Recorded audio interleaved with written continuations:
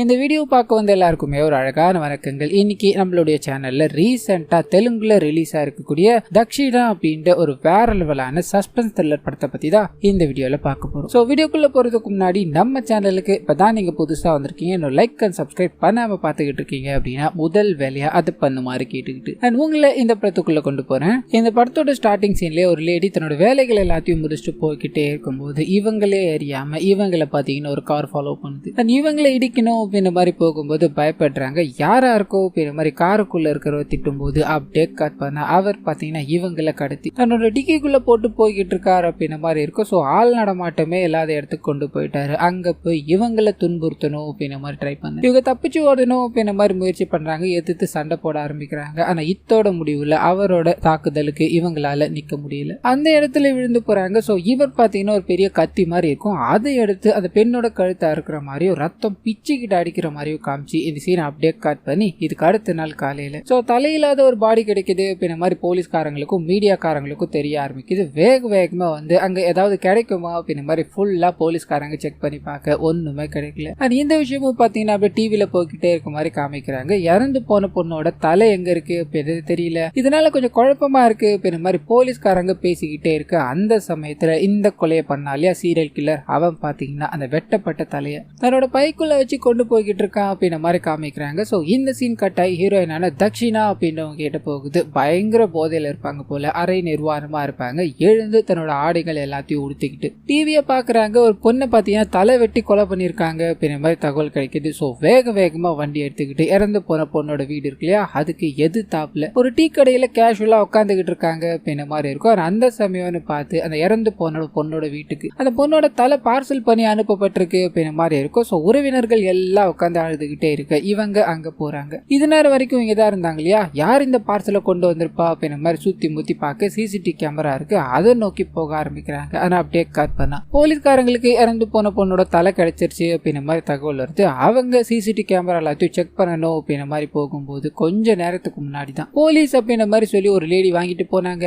இப்ப எங்க கிட்ட அந்த காப்பி இல்லையே அப்படின்ற மாதிரி சொல்ல இந்த போலீஸ்காரங்களுக்கு ஷாக்கா இருக்கு. வந்துட்டு போனது யாரா இருக்கோ அப்படின்ற மாதிரி சிசிடிவி கேமராவை செக் பண்ணி பார்க்க நம்ம ஹீரோயினோட முகம் அங்க தெரிய ஆரம்பிக்குது. ஆனா இவங்களுக்கு இது யார் அப்படின்றது புரியல, சந்தேகத்தோட இருக்காங்க. கட் பண்ணா அந்த பார்சலை யார் கொடுத்துட்டு போனா அப்படின்ற மாதிரி ஹீரோயின் சிசிடிவி கேமராவை செக் பண்ணிருப்பாங்க இல்லையா, அதுல ஒரு நபரை பிடிக்கிறாங்க. அவர்கிட்ட போய் கேட்கும் போது ஒரு வயசானவர் தான் கொடுத்துட்டு போனாரு அண்ட் எனக்கு ட்ரக்ஸ் மேல அதீத ஈடுபாடு அப்படின்றதுனால அவர் ட்ரக்ஸை கொடுத்து இந்த வேலையை பண்ண மாதிரி கேட்டுக்கிட்டாரு. அண்ட் வந்த நபரை பார்த்தீங்கன்னா எந்த விஷயங்களும் எனக்கு தெரியாது அப்படின்ற மாதிரி சொல்ல இவங்க அவர் அடிச்சு போட்டுட்டு அங்க இருந்து கிளம்புறாங்க. அப்படியே கட் பண்ணா இப்ப விசாரிச்சாங்க இல்லையா, அதே ஆள போலீஸ்காரங்க புடிச்சு விசாரிக்கும் போது இப்பதான் ஒரு லேடி கிட்ட இதே விஷயங்களை நான் ஷேர் பண்ணேன், இப்ப மறுபடியும் நீங்க வந்து கேக்குறீங்களேன்னு சொல்ல போலீஸ்காரங்களுக்கு இங்கேயும் ஒரு மாதிரி சந்தேகமா இருக்கு. அது யாரா இருக்கும் அப்படின்ற மாதிரி யோசிக்கிறாங்க. அது கூடவே இந்த நபர் இருக்கா இல்லையா, இன்னொரு டீட்டெயிலையும் சொல்ல ஆரம்பிக்கிறார். ஒரு வயசான நபர் தான் பார்சலை கொடுத்து விட்டாருன்னு இருக்குமே, அவருக்கு இடது கை பாத்தீங்கன்னா இல்ல அப்படின்ற விஷயம் அது. சோ இதை இவங்க நோட் அவுட் பண்ணிக்கிட்டு அதை நோக்கி அலைய ஆரம்பிக்கிறாங்க. நமக்கு முன்னாடியே ஒருத்தவங்க இந்த கேஸ்ல இன்வால்வ் ஆகிட்டு இருக்காங்களே, அது யாரா இருக்கோ அப்படின்ற மாதிரி யோசிக்க ஆரம்பிக்கிறாங்க. ஆனா அப்பதான் இந்த லேடி போலீஸ் இருக்காங்க இல்லையா, அவங்களோட வாசல்ல நம்ம ஹீரோயின் வந்து நின்றுகிட்டு இருக்க மாதிரி தெரிய ஆரம்பிக்குது. வேகமா இவங்க ஓடி போய் பார்க்க அங்க யாருமே இல்ல, குழம்பி போறாங்க. ஆனா அப்படியே கட் பண்ணா ஒரு சின்ன குழந்தை பாத்தீங்கன்னா அழுதுகிட்டு தன்னோட அக்காவை ஒருத்தவங்க பணத்துக்காக கடத்திட்டு போயிட்டாங்க அப்படின்ற மாதிரி சொல்லிக்கிட்டு இருக்கு. இந்த விஷயத்த நம்ம ஹீரோயின் அந்த வழியா வந்து கேக்குறாங்க. பயங்கர டென்ஷன் ஆகி அந்த ரவுடி பசங்க கிட்ட போய் ஒரு பயங்கரமான சண்டையை போட ஆரம்பிக்கிறாங்க. இத்தோட முடிவுல பொண்ணுங்க மேல எவன் கைய வச்சாலும் சரி அவனுங்களை ஒட்ட வெட்டிடுவேன் அப்படின்ற மாதிரி பயங்கர ரேஜோட அங்க பேசிட்டு போய்கிட்டே இருக்கும்போது இவங்களுக்குள்ள ஏதோ ஒரு கோபம் இருக்கு. அதோட வெளிப்பாடாதான் இது எல்லாமே நடந்துகிட்டு இருக்கு அப்படின்ற மாதிரி எந்நேரமும் இவங்க போதையில இருக்க மாதிரியும் அந்த சீரியல் கில்லரை தேடிக்கிட்டே இருக்க மாதிரியும் இவங்கள ஒரு பாடல் மூலமா நமக்கு அப்படியே அறிமுகப்படுத்தி விட்டுறாங்க. காட் பண்ணா அந்த சீரியல் கில்லர் பாத்தீங்கன்னா இன்னொரு கொலையை பண்ணிட்டா, அதுவும் தலை இல்லாம கிடைக்குது அப்படின்ற மாதிரி போலீஸ்காரங்களுக்கு தகவல் கிடைக்குது. இந்த சம்பவத்தை போலீஸ்காரங்க வேகமா போய் பாக்குறாங்க. அது கூடவே ஹீரோயின் இருக்காங்க இல்லையா, அவங்களும் இந்த கொலையை பார்த்து நின்றுகிட்டே இருக்கும்போது போலீஸ்காரங்க இதை நோட் பண்றாங்க. நம்ம தேடிக்கிட்டு இருக்கிறது அவங்க தானே, எனக்கு என்னமோ சந்தேகமா இருக்கு, அவங்கள போய் புடிங்கன்னு சொல்ல அந்த சமயம்னு பார்த்து ஒரு வயசான நபர் அங்க கிராஸ் ஆக ஆரம்பிக்கிறாரு. அவருக்கு இடது கை இல்ல. இதை பார்த்தது ஹீரோயினுக்கு பட்டுன்னு அவர் சொல்லிட்டு போன, அதாவது இவங்க விசாரிச்சவர் சொல்லிட்டு போன விஷயங்கள் ஞாபகம் வர ஆரம்பிக்குது. இவனை பிடிச்சா ஏதாவது தெரிய வாய்ப்பு இருக்கு அப்படின்ற மாதிரி அந்த வயசான நபரை துரத்திட்டு போய்கிட்டே இருக்கும்போது திடீர்னு பாத்தீங்கன்னா ஒரு கார் ஒண்ணு குறுக்குல வருது. பயங்கரமா அடிபட்டு போத்துன்னு கீழே விழுறாங்க. இந்த சீன் அப்படியே கட் ஆகுது. எதுக்காக இவங்க சீரியல் கில்லரை தேடிக்கிட்டு இருக்காங்க, இவங்களோட லைஃப்ல என்ன ஆச்சு அப்படின்ற ஒரு ஒரு பிளாஷ்பேக் உள்ள கொண்டு போறாங்க. இப்ப பிரசன்ட்ல கொலைகள் எல்லாத்தையும் பண்ணிக்கிட்டு இருந்தா இல்லையா, அதே சீரியல் கில்லர் தான் பாத்தீங்கன்னா பிளாஷ்பேக்லயும் காமிக்கிறாங்க. பஸ்ல போய்கிட்டே இருக்கும்போது ஒரு நபர்கிட்ட இருந்து போனை வாங்கி, இந்த பஸ்ல ஒரு டெட் பாடி போய்கிட்டு இருக்கு, நீங்க உடனடியா வந்தா பிடிக்கலாம் அப்படின்ற மாதிரி போனை கட் பண்ணி வச்சுட்டு இவர் நடந்து போய்கிட்டே இருக்கும்போது பஸ் மேல நமக்கு காமிக்கிறாங்க. ஒரு பெண்ணோட உடல் பாத்தீங்கன்னா தலை இல்லாம வெட்டப்பட்ட நிலையில இருக்குது அப்படின்ற மாதிரி இருக்கும். சோ அப்படியே கட் பண்ணி ஹீரோயின் கிட்ட போகுது. ஹீரோயின் பாத்தீங்கன்னா போலீஸா இருப்பாங்க. சோ இவங்களுக்கு பாத்தீங்கன்னா ஒரு போன் ஒன்னு ரிசீவ் ஆகுது. அதை எடுத்து பேசும்போது தான் நடந்த சம்பவங்கள் எல்லாமே தெரிய ஆரம்பிக்குது. சோ டைரக்டா அந்த இடத்துக்கு போய் டெட் பாடியை பாக்குறாங்க. பட்ட பகல்ல இந்த மாதிரி ஒரு சம்பவம் நடந்திருக்கு அப்படின்னா என்னால இதை நம்பவே முடியல. இந்த பஸ் எங்கெங்கெல்லாம் போச்சு அப்படின்ற எல்லா டீடைல்ஸும் எனக்கு வேணும் அப்படின்ற மாதிரி சொல்லிட்டு அந்த சீரியல் கில்லரை பார்த்தா ஒரு 2 பேரை பிடிக்கிறாங்க. அதுல ஒருத்தரோட போனு தான் அந்த சீரியல் கில்லர் வாங்கி பேசியிருப்பான். சோ அவங்க மூலமா அந்த சீரியல் கில்லர் எப்படி இருப்பான் அப்படின்ற மாதிரி கொஞ்சம் அங்காடியாளங்கள் தெரிய ஆரம்பிக்குது. ஆனா இவன் தான் அப்படின்ற மாதிரி பாயிண்ட் அவுட் பண்ற அளவுக்கு இவங்க கிட்ட சரியான எவிடன்ஸ் பாத்தீங்கன்னா இல்லவே இல்லை. ஆனா அது மட்டும் இல்லாம இவங்க அதாவது இறந்து போன பொண்ணோட போஸ்ட்மார்ட்டம் ரிப்போர்ட் கிடைச்சிருச்சு அப்படின்ற மாதிரி ஒரு டாக்டரை போய் சந்திப்பாங்க. அவங்க சொல்ல அந்த சைக்கோ எப்பேற்பட்டவ அப்படின்ற மாதிரி இவங்களுக்கு புரிய ஆரம்பிக்குது. அவன் பாத்தீங்கன்னா செக்ஷுவலா இவங்களை எதுவுமே பண்ணல. ஆனா இவங்களை எந்த அளவுக்கு கொடுமைப்படுத்த முடியுமோ அந்த அளவுக்கு பண்ணிருக்கான். கை கால்கள் அப்படின்ற எல்லாத்துலயும் ஆணி அடிச்சு அவங்களோட ரத்தம் சொட்ட அவங்கள சாகடிச்சிருக்கான். அது இறந்து போனதுக்கு அப்புறமா அந்த கழுத்தை வெட்டி எடுத்திருக்கான். எதுவும் துப்பு கிடைக்க கூடாது அப்படின்ற மாதிரி எல்லாத்தையும் பிளான் பண்ணி தான் பண்ணிருக்கான். அவனை நீங்க சீக்கிரமா பிடிக்கல அப்படின்னா நிறைய கொலைகள் நடக்கும் அப்படின்ற மாதிரி எச்சரிச்சு அனுப்ப இவங்க என்ன பண்றதுன்னு தெரியாம முழிக்கிறாங்க. ஆனா அதே சமயத்துல அந்த சைக்கோ கில்லர் இருக்கா இல்லையா, வேற ஒரு பொண்ணை பிடிக்கிறாரு. ஆனா அந்த பொண்ணை பாத்தீங்கன்னா ஆள் நடமாட்டமே இல்லாத இடத்துக்கு கொண்டு போய் அதே மாதிரி கை கால்கள் அப்படின்ற எல்லாத்துலயும் ஆணியை வச்சு அடிச்சு அவங்களோட பெண்ணுறுப்புல பாத்தீங்கன்னா ஆணியை வச்சு அடிக்கிறாரு. அது மட்டும் இல்லாம அவங்களோட தலையை துண்டா வெட்டி எடுத்துட்டு போய்கிட்டே இருக்கு. போலீஸ்காரங்க இந்த இடத்துக்கு வராங்க. தொடர் கொலைகள் நடந்துகிட்டே இருக்கு. ஆனா போலீஸா இருக்க நம்மளால ஒண்ணுமே பண்ண முடியலையே அப்படின்ற மாதிரி ஹீரோயின் பாத்தீங்கன்னா இதுக்கு மேல இதை தாமதிக்க கூடாது அப்படின்ற மாதிரி இதே மாதிரி பேட்டர்ன்ல நிறைய கொலைகள் நடந்திருக்கு இல்லையா, அந்த எல்லா டேட்டாஸும் எடுக்க ஆரம்பிக்கிறாங்க. அது மூலமா இந்தியா முழுக்க நிறைய இடங்கள்ல இதே மாதிரி கொலை நடந்திருக்கு அப்படின்ற மாதிரி தெரிய ஆரம்பிக்குது. அந்த சீரியல் கில்லரோட பேட்டர்னையும் பாத்தீங்கன்னா ஒரு மாதிரி ஐடென்டிஃபை பண்ணிட்டுறாங்க. அது என்ன அப்படின்னா இந்தியாவோட 4 பகுதிகள் இருக்கு இல்லையா, ஈஸ்ட் வெஸ்ட் நார்த் சவுத்னு, அந்த எல்லாத்துலயுமே பாத்தீங்கன்னா சீரியல் கில்லர் போய் கொலை பண்ணிக்கிட்டே தான் இருப்பான். ஏன் அப்படின்னா இந்தியா முழுக்க இவனோட போக்கஸ், அதாவது இவன் மேல போக்கஸ் திரும்பணும் அப்படின்றதுக்காக. இறந்து போன எல்லா பொண்ணுங்களையும் பாத்தீங்கன்னா இவன் கொலை மட்டும்தான் பண்ணிருக்கான். செக்ஷுவலா எதுவும் அபியூஸ் பண்ணல அப்படின்ற மாதிரி இருக்கும். சோ இந்த பத்தின கேள்விகள் அங்க பத்திரிகையாளர்கள் முன்வைக்கும் போது இவங்க பாத்தீங்கன்னா யோசிக்கிறாங்க, மேபி அவன் ஆண்மை குறைபாடு உள்ளவனா இருக்கலாம், மேபி அதனால கூட அவன் இந்த கொலைகள் எல்லாத்தையும் பண்ணிட்டு இருக்கலாம். அவர் இன்னும் அவன் வெளியே தான் இருக்கான், அவனை பத்தின விஷயங்கள் கேட்டுக்கிட்டே இருக்கணும் அப்படின்றதுக்காக அவன் கொலையை பண்ணதான் போறான். ஆனா அதுக்குள்ள நாங்க அவனை கேட்ச் பண்ண விட மாட்டோம் அப்படின்ற மாதிரி சொல்லிட்டு போக இந்த விஷயத்த பாத்தீங்கன்னா சீரியல் கில்லர் கேட்டுக்கிட்டே இருக்கா. தன்னை ஒரு ஆண்மை இல்லாதவன் சொல்லிட்டாங்களே அப்படின்ற மாதிரி யோசிக்கும் போது அக்கம் பக்கத்துல இருக்க எல்லாருமே பாத்தியாப்பா போலீஸ்காரங்க கண்டுபிடிச்சிட்டாங்க, ஆண்மை இல்லைன்னு பொண்ணுங்களை ஒன்னும் பண்ண முடியாது இல்லையா, அதை கொலை பண்ணி சந்தோஷப்பட்டுக்கிறான் போல அப்படின்னு மாதிரி வாய்க்கு வந்தபடி எல்லாம் பேசிக்கிட்டே இருக்க இவர் கடுப்பாக்குறாரு. அப்படியே கட் பண்ணி ஒரு பொண்ணை கடத்துற மாதிரியும் அந்த பொண்ணை கொலை பண்ண போற மாதிரியும் காமிக்கிறாங்க. கொலை பண்ண போற அந்த சமயத்துல என்னை விட்டுடுங்க, உங்களுக்காக நான் என்ன வேணா செய்யறேன் அப்படின்ற மாதிரி அந்த பொண்ணு டிமாண்ட் பண்ண யோசிக்கிறாப்ல. இன்னொரு பக்கம் ஹீரோயின் அந்த கேஸை விசாரிச்சுக்கிட்டே இருக்கும்போது அந்த சீரியல் கில்லர் கிட்ட இருந்து ஒருத்தவங்க தப்பிச்சிட்டாங்க அப்படின்ற மாதிரி தகவல் கிடைக்குது. வேகமா வந்து பார்க்க கொஞ்ச நேரத்துக்கு முன்னாடி கடத்தி கொலை பண்ணணும் அப்படின்ற மாதிரி போனாங்க இல்லையா, அந்த பெண் தான் அங்க உட்காந்துக்கிட்டு இருக்காங்க. அந்த சீரியல் கில்லர் என்ன கொலை பண்ணணும் அப்படின்ற மாதிரி வந்தா சரியான சமயத்துல இந்த சார் வந்து என்ன காப்பாத்திட்டார் அப்படின்ற மாதிரி சீரியல் கில்லரை அங்க அறிமுகப்படுத்துறாங்க. சோ சீரியல் கில்லர் டிமாண்ட் பண்ணது இதுதான். சோ இதை நீ பண்ணிட்ட அப்படின்னா நீ இங்க இருந்து உயிரோட போயிடலாம் அப்படின்ற மாதிரி அந்த பொண்ணை கூட்டு வந்து உட்கார வச்சிருப்பாரு. அந்த பொண்ணு பாத்தீங்கன்னா இவர் மட்டும் இல்ல அப்படின்னா என் உயிரே போயிருக்கும், இவர் எனக்கு கடவுள் மாதிரி அப்படின்ற மாதிரி, இவர் எந்த தப்புமே பண்ணல, இவர் ஒரு சீரியல் கில்லர் இல்ல அப்படின்ற ஒரு போர்ட்ரேலோட இவங்களுக்கு அதாவது இவருக்கு ஒரு இன்ட்ரோ கொடுத்துட்டு போக கட் பண்ணி இவர் பாத்தீங்கன்னா ஹீரோயின் கிட்ட பேச ஆரம்பிக்கிறாரு. அந்த சீரியல் கில்லர் எப்படி இருந்தா தெரியுமா மேடம் அப்படின்ற மாதிரி அங்க அடையாளங்கள் சொல்லிக்கிட்டே இருக்கு. இன்னொரு பக்கத்துல அப்படியே கட் பண்ணா இங்க இருந்து உயிரோட வெளியே போனாங்க இல்லையா, அந்த லேடியை பாத்தீங்கன்னா வேற ஒருத்தர், அதாவது வயசான ஒருத்தர் காமிச்சிருப்பாங்களே கை இல்லாதவர், அவர் பாத்தீங்கன்னா கடத்தி அந்த பொண்ணை கொடூரமான முறையில கொலை பண்ணிட்டார் அப்படின்ற மாதிரி இருக்கு. சோ அவங்களோட டெட் பாடி வெளியில தலை இல்லாம கிடக்குது. இந்த விஷயம் ஹீரோயினுக்கு தெரிய ஆரம்பிக்குது. பயங்கர ஷாக்கோட என்ன பண்றதுன்னே தெரியலையே அப்படின்ற மாதிரி யோசிச்சுக்கிட்டே இருக்கும்போது தான் உள்ள சீரியல் கில்லர் நல்ல மாதிரி நின்றுகிட்டு இருக்கான் இல்லையா,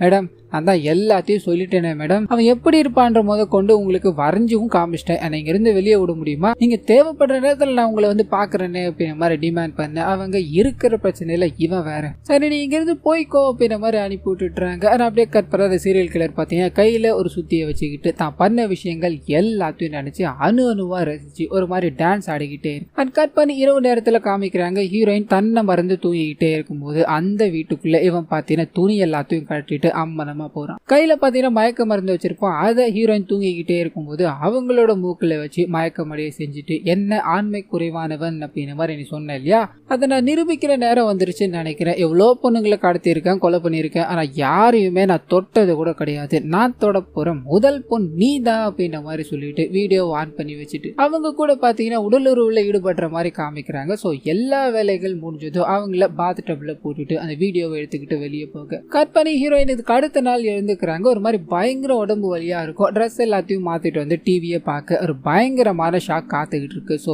இவங்கள வீடியோ எடுத்தாலியா அந்த வீடியோ பார்த்தீங்கன்னா இணையம் ஃபுல்லா பரவிட்டு இருக்கும். ஸோ வெளியே பத்திரிகையாளர்கள் காத்துக்கிட்டு இருக்காங்க, என்ன சொல்ல போறாங்களோ அப்படின்ற மாதிரி நம்ம எதிர்பார்த்துக்கிட்டே இருக்கும்போது அவங்க பயங்கரமா கதறி அழ ஆரம்பிக்கிறாங்க. வண்டி எடுத்துக்கிட்டு வேகமா மலை மாதிரி இருக்கும் அந்த இடத்துக்கு போய் ஆளாட மட்டுமே அந்த இடத்துல உட்காந்து பயங்கரமா ஃபீல் பண்ண ஆரம்பிக்கிறாங்க. வேகமா போலீஸ் ஸ்டேஷனுக்கு போறாங்க. எனக்கு இந்த வேலையை வேணாம் அப்படின்ற மாதிரி ரிசைன் பண்ணி கொடுத்துட்டு மறுபடியும் வீட்டுக்குள்ளே போறாங்க. நடந்த சம்பவங்கள் எல்லாத்தையும் மறுபடியும் ஞாபகப்படுத்தி பார்த்துக்கிட்டே இருக்காங்க. ஒண்ணுமே ஞாபகம் வரல. அண்ட் பெட்டை பாக்குறாங்க, இங்கதான் அந்த சம்பவம் நடந்திருக்கு அப்படின்னு புரிஞ்சுக்கிட்டு தன்னோட வீட்டுல இருக்க சிலிண்டரை கொண்டு வராங்க. அந்த ரூமுக்குள்ள தூக்கி போட்டு பத்த வைக்க அப்படி அந்த ரூம் பாத்தீங்கன்னா வெடிச்சு செதற ஆரம்பிக்குது. வெளியில இருக்க செய்தியாளர்கள் எல்லாருமே ஹீரோயின் இறந்து போயிட்டாங்க, அதாவது சூசைட் பண்ணி இறந்து போயிட்டாங்க அப்படின்ற மாதிரி சொல்ல, ஆனா உள்ளுக்குள்ள உயிரோட பயங்கர ரேஜோட நின்றுகிட்டு இருக்க ஹீரோயினை காமிக்கிறாங்க. ஸோ அப்படியே கட் பண்ணி பிரசன்ட்டுக்கு வருது. ஸோ இறந்து போனதா சொன்னவங்க உயிரோட தான் இருக்காங்க. அவங்க இன்னும் அந்த சீரியல் கில்லரை தேடிக்கிட்டு இருக்காங்க அப்படின்ற விஷயம் இப்போ இந்த கேஸ் இன்வெஸ்டிகேஷன் பண்ணிக்கிட்டு இருக்காங்க இல்லையா, அவங்களுக்கு தெரிய ஆரம்பிக்குது. ஸோ இவங்களை இன்னும் கேட்டோம் அப்படின்னா நிறைய விஷயங்கள் வர வாய்ப்பு இருக்கு. உடனடியாக அவங்கள போய் பார்த்தாகணும் அப்படின்ற மாதிரி ஹீரோயினை போய் பார்த்து இது நாள் வரைக்கும் நீங்க எங்க இருந்தீங்க, என்ன பண்ணிக்கிட்டு இருந்தீங்க அப்படின்ற மாதிரி கேட்க ஹீரோயின் பாத்தீங்கன்னா நிறைய வேலைகளில் ஈடுபட்டு இருந்திருப்பாங்க. அது எல்லாத்தையும் ஷேர் பண்ண ஆரம்பிக்கிறாங்க. அந்த சீரியல் கில்லரை பிடிக்கணும் அப்படின்னா அவரோட கடந்த காலத்தை நம்ம தெரிஞ்சுக்கணும் அப்படின்ற மாதிரி சின்ன வயசுல, அதாவது அந்த சீரியல் கில்லரோட சின்ன வயசுல பாத்தீங்கன்னா ஒரு பெரிய சம்பவத்துல ஈடுபட்டு இருந்திருப்பான், ஒரு போலீஸ்காரர் கூட ஈடுபட்டு இருந்திருப்பான். ஸோ அதை தெரிஞ்சுக்கணும் அப்படின்ற மாதிரி போலீஸ்காரங்க கிட்ட போறாங்க. அவர் ஒரு விஷயத்த சொல்ல ஆரம்பிக்கிறாரு. அந்த பையன், அதாவது சைக்கோ இருக்கான் இல்லையா, அவனோட சின்ன வயசுல அவனுக்கு உலகமா இருக்கிறது அவனோட அப்பா தான், இப்ப கை இல்லாம இருக்காரு, அவர் தான் அவரோட அப்பாவா இருப்பார். அவரோட அப்பா பாத்தீங்கன்னா அவர் கூட வேலை செய்யற ஒரு பொண்ணு கூட தப்பா நடந்துக்கணும் அப்படின்ற மாதிரி முயற்சி எடுக்க அவங்க பயங்கரமா திட்டிட்டு போறாங்க. இதனால கோவத்தோட உச்சக்கட்டத்துக்கே போனவர் நைட்டு யாரும் இல்லாத நேரமா பார்த்து அந்த லேடியை போய் கற்பழிச்சு கெடுத்துட்டார் அப்படின்ற மாதிரி இருக்கும். ஊருக்குள்ள இந்த மாதிரி அட்டூழியங்கள் நடந்துகிட்டே இருக்கு, எனக்கு நடந்த இந்த சம்பவம் மாதிரி மிச்சம் யாருக்குமே நடக்க கூடாது சார் அப்படின்ற மாதிரி அந்த அம்மாவும் போலீஸ்காரரான இந்த கதையை சொல்லிக்கிட்டு இருக்கா இல்லையா, அவர்கிட்ட கம்ப்ளைண்ட் பண்ண அவர் வேகமா அந்த நபரை தேடி அலைய ஆரம்பிக்கிறார். ஆனா அப்பதான் பாத்தீங்கன்னா அந்த பையனை வீட்டுல சந்திக்கிறாரு. பையன் பாத்தீங்கன்னா நிறைய பொம்மைகள்லாம் இருக்கு இல்லையா, அதோட கை கால்கள் அப்படின்ற எல்லாத்தையும் வெளியிட்டு எல்லாத்தையும் ஆணி வச்சு அடிச்சுக்கிட்டு இருக்கா அப்படின்ற மாதிரி காமிக்கிறாங்க. இதை பார்த்து இந்த போலீஸ்காரர் கேட்கிறாரு, சரியான ரெஸ்பான்ஸ் இல்ல, சரி உன்னோட அப்பா எங்கடான்னு கேட்க தெரியாதுன்னு ஒரு பதில். இதனால எனப்பல்லாம் அப்படின்ற மாதிரி எல்லா இடங்களிலும் தேடி அலைய ஆரம்பிக்கிறாரு. ஒரு வழியா அவரோட அப்பாவை பிடிச்சி பயங்கரமா அடிச்சு இனிமேல் பொண்ணுங்களை தொட்டன் வைய உனக்கு இதுதான் ஞாபகம் வரணும் அப்படின்ற மாதிரி அவரோட ஆண் குறியிலே பயங்கரமா அடிச்சுட்டு போக இந்த விஷயத்த எல்லாத்தையும் அவரோட பையனான இந்த சைக்கோ பாத்தீங்கன்னா பாத்துக்கிட்டே இருக்கான். அண்ட் கட் பண்ணா தன்னோட அப்பாக்காக ஒரு பொண்ணு கூட்டு வரணும் அப்படின்ற மாதிரி வெளி மாதுக்கள்லாம் இருப்பாங்க இல்லையா, அவங்கள கூட்டு போய் அப்பா கிட்ட விடும்போது அவருக்கு பாத்தீங்கன்னா ஆண்மை கம்மி ஆயிடுச்சு அப்படின்ற விஷயம் அந்த விலை மாது மூலமா தெரிய ஆரம்பிக்குது. அவங்க வெளியே வந்து இந்த பையன் கிட்ட நீ உண்மையிலே அவருக்கு தான் பிறந்தியாடா அப்படின்னு மாதிரியும் கேட்டு போக ரெண்டு பேருமே இந்த வார்த்தையால ட்ரிகர் ஆயிடுறாங்க. இது எல்லாத்துக்கும் காரணமானது அந்த போலீஸ்காரன் தானே அப்படின்ற மாதிரி போலீஸ்காரரை அடிச்சு கட்டி போட்டுட்டு அவர் முன்னாடியே அவரோட மனைவி இருக்காங்க இல்லையா, அவங்கள இந்த சைக்கோவோட அப்பா கற்பழிக்க ஆரம்பிக்கிறாரு. இந்த பையனும் பாத்தீங்கன்னா அந்த பொண்ணோட கழுத்தை அப்படியே துண்டா வெட்டி எடுத்துட்டு போயிட்டா அப்படின்ற மாதிரி இருக்கும். அண்ட் ஒரு வாரம் கழிச்சுதான் அந்த தலை என்கிட்ட கிடைச்சது, என் பொண்டாட்டிய கொலை பண்ணவனுங்களை விடக்கூடாது அப்படின்ற மாதிரி பெரித்தனமா தேடிக்கிட்டே இருந்த ஒரு நாள் கிடைச்சான். அவனை கட்டி போட்டு அவனை கொலை பண்ணணும் அப்படின்ற மாதிரி ரேஜோட இருந்த ஒரு போன் கால் வந்துச்சு அப்படின்ற மாதிரி பேச போனேன்னு சொல்ல அந்த சமயம் பார்த்து குட்டி பையன் இருக்கா இல்லையா சைக்கோ ஒரு கத்தி எடுத்துட்டு வந்து அப்பாவோட கையை வெட்டி